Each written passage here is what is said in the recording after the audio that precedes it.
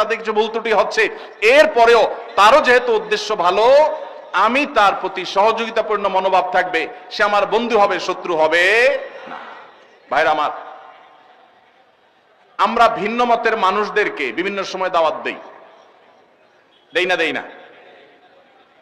আওয়ামী লীগ করলে বিএনপির লোক, বিএনপির লোক করলে আওয়ামী লীগের লোক, পরস্পরের মধ্যে দাওয়াত দেওয়া দেই হয় কি হয় না? হয়।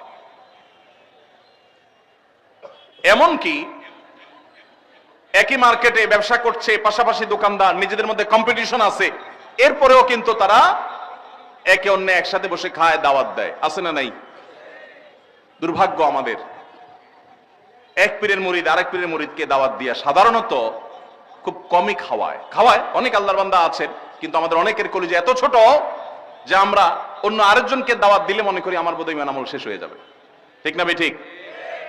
এক মতের মুসলমান অন্য মতের মুসলমানকে দাওয়াত দিলে মনে হয় তার জাত চলে যাবে। ঠিক না ঠিক? ভাইরা আমার, আমাদের মাহফিলগুলো, আমাদের দ্বীনি আয়োজনগুলো পারস্পরিক সহযোগিতাপূর্ণ মানসিকতা থাকতে হবে। সময় হয়েছে কাঁধে কাঁধ মিলাবার, সময় এসেছে বুকে বুক মিলাবার। আর কতকাল শক্তি ক্ষয় করবেন নিজেদের মধ্যে? শক্তি ক্ষয় করুন কমন শত্রুর বিরুদ্ধে। এই দেশ, এই মাটি মুসলমানদের। এদেশে যত জুলুম, নির্যাতন, নিষ্পেষণ, এগুলো সবচেয়ে বেশি হয়েছে মুসলমানেরা আল্লাহ এবং তার রাসূলের আনুগত্যের কারণে।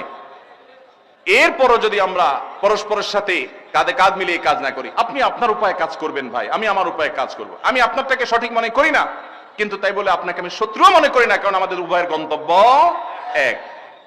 আল্লাহ আমাদেরকে এক এবং নেক হওয়ার তৌফিক দান করুন। উর্দুতে একটা কথা আছে, তুম এক नहीं होगे जब तक तुम नेक नहीं होगे। ততক্ষণ পর্যন্ত আমরা ঐক্যবদ্ধ হইতে পারবো না যতক্ষণ পর্যন্ত আমরা ভালো মানুষ না হব। একটি উদাহরণ আমি বিভিন্ন সময় দেওয়ার চেষ্টা করি। কোথাও যদি একটি সাপ চলে আসে, বিষাক্ত সাপ, বিষধর সাপ, সেখানে আমরা ধরেন 4-5 জন মানুষ আছে, ধরুন এই স্টেজে আসলো একটা সাপ, ওদিক থেকে আসতেছে, আমরা দেখতেছি স্টেজের দিকে। এখন আমরা কয়েকজন মানুষ এখানে স্টেজে আছি, সব আলেম ওলামা, একজন জনপুরি, একজন চরমনা, একজন জামাত ইসলাম, একজন আহলে হাদিস, একজন আরেকটা।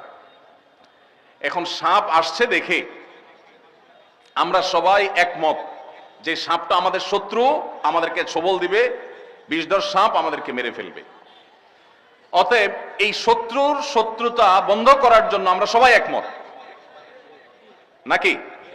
নাকি কেউ বলে না এই সাপ আল্লাহর ওলি,